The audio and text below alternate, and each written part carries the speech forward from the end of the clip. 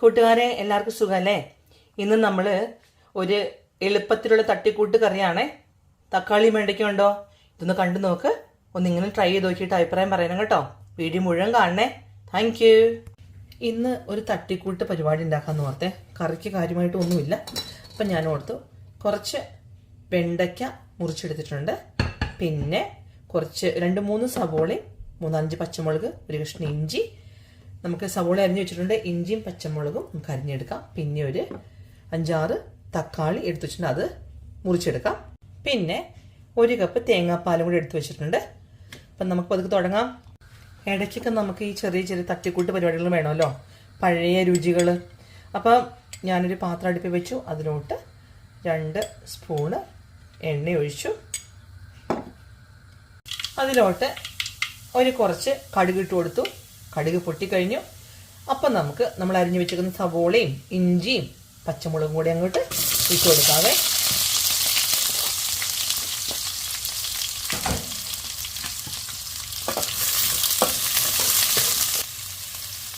ഒരു ലേശം കറിവേപ്പിലയും ഇട്ട് നമുക്കൊന്ന് ജസ്റ്റ് ചെറുതായിട്ടൊന്ന് വഴറ്റിയെടുക്കാം.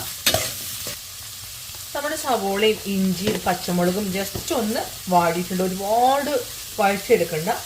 അപ്പോൾ ഒന്നങ്ങ് വാടി അതിലോട്ട് ഞാൻ 2 സ്പൂണ് മല്ലിപ്പൊടി ഇട്ട് കൊടുക്കുവാണേ. 1/2 ടീസ്പൂൺ മഞ്ഞൾപ്പൊടി, 1/2 ടീസ്പൂൺ മുളക് പൊടി, ഒരു 1/4 ടീസ്പൂൺ ഗരം മസാലയും കൂടി ഇട്ട് കൊടുത്തു. നമുക്കൊന്ന് വഴറ്റിയെടുക്കാം.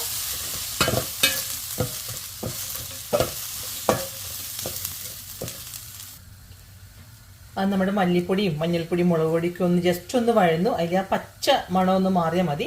നമുക്ക് ഇതിലോട്ട് നമ്മുടെ വെണ്ടയ്ക്ക ഇട്ട് കൊടുക്കാവേ. ഒന്നങ്ങ് മിക്സ് ചെയ്യാം.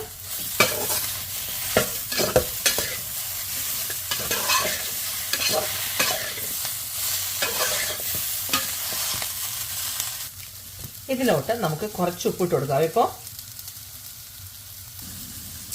വെണ്ടയ്ക്ക ഇട്ടിട്ട് ഒന്നൊന്ന് വഴന്നോട്ടെ കേട്ടോ. നന്നായിട്ടൊന്ന് അടുത്തൊന്ന് ഇളക്കി കൊടുക്കാം. ഒന്നൊന്ന് വഴന്നോട്ടെ. ഇപ്പം നമ്മുടെ വെണ്ടയ്ക്കയും മസാലയൊക്കെ ഒന്ന് അത്യാവശ്യം വഴന്നു. ഇങ്ങനെ ഉപ്പ് ഇട്ട് കൊടുത്തു. ഇനി നമുക്ക് അതിലോട്ട് നമ്മൾ അരിഞ്ഞു വെച്ചേക്കുന്ന തക്കാളി നീളത്തിലാണ് അരിഞ്ഞത്, അതും കൂടെ അങ്ങ് ചേർത്ത് കൊടുക്കാം. അതിൻ്റെ കൂടെ ഞാനൊരു കുറച്ച് ചൊറുക്ക വിനെഗറും കൂടി ചേർക്കുന്നുണ്ട് കേട്ടോ. അതൊക്കെ ഒന്ന് മിക്സ് ചെയ്യാം കേട്ടോ.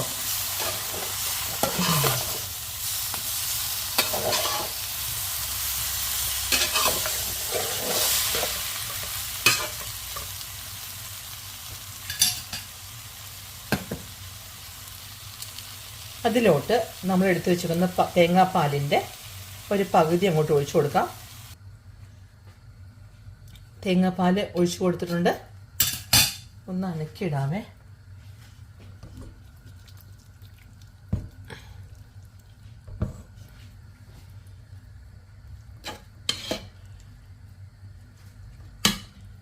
ഒന്ന് തിളച്ചോട്ടെ ചെറുതായിട്ടേ. ഒരു 2-3 മിനിറ്റ് നമുക്കൊന്ന് അത് അടച്ചു വെക്കാം. 2-3 മിനിറ്റായി. നമുക്ക് തുറന്നു നോക്കാം. ഒന്ന് ഇളക്കിയിട്ട് കൊടുക്കാവേ.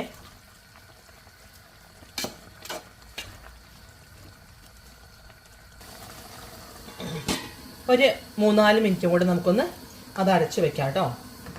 ഒന്ന് പതുക്കെ തിളച്ചോട്ടെ. ഇപ്പം 3-4 മിനിറ്റായി. നമുക്ക് തുറന്നു നോക്കാം. ഓക്കെ, അത്യാവശ്യം നമ്മുടെ തക്കാളിയും വെണ്ടയ്ക്കൊക്കെ ഒന്ന് നന്നായിട്ട് വെന്തിട്ടുണ്ട്.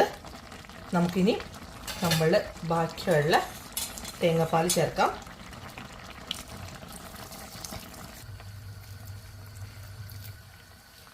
തേങ്ങാപ്പാലൊക്കെ എല്ലാവരുടെയും ആവശ്യം പോലെ ഒഴിച്ച് ഗ്രേവിയുടെ അളവിനനുസരിച്ച് ഒഴിച്ചാൽ മതി കേട്ടോ.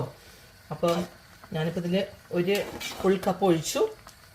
അപ്പം ഒന്ന് ജസ്റ്റ് ഒന്ന് തിളന്നാൽ മതി. ഇനിയൊന്ന് ഉപ്പൊക്കെ ഒന്ന് ഇടയ്ക്ക് നോക്കിക്കോളൂ കേട്ടോ.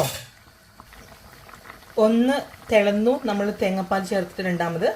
ഇനി അതിന് മേലോട്ട് ഒരു ചെറിയ ടീസ്പൂണ് ഇച്ചിരി കുരുമുളക് പൊടി ഒന്ന് ചേർക്കാവേ. കുറച്ച് മതി കേട്ടോ. ഒന്ന് അനക്കി കൊടുത്തു. ഇത്രയേ ഉള്ളൂ സംഭവം. വളരെ എളുപ്പത്തിൽ നമ്മുടെ വീട്ടിലുള്ള ചെറിയ ചെറിയ സാധനങ്ങൾ കൊണ്ട് ഒരു തട്ടിക്കൂട്ട് കറി. പക്ഷെ ഇത് പണ്ടൊക്കെ വീട്ടിലൊക്കെ ഉണ്ടാക്കിക്കൊണ്ടിരുന്നതാണ്. ഇപ്പോഴും ഇടയ്ക്കൊക്കെ ഉണ്ടാക്കാറുണ്ട്, ഞാൻ ഇടയ്ക്ക് ഉണ്ടാക്കാറുണ്ട്. പിന്നെ എന്നും ഇറച്ചി മീനൊന്നും ഇല്ലെങ്കിലും നമുക്ക് നമ്മുടെ നാടൻ വിഭവങ്ങൾ ഒരുക്കാലോ. അടിപൊളിയാണ് കേട്ടോ. അപ്പോൾ എല്ലാവരും ട്രൈ ചെയ്യണം, അഭിപ്രായങ്ങൾ പറയണം കേട്ടോ. താങ്ക്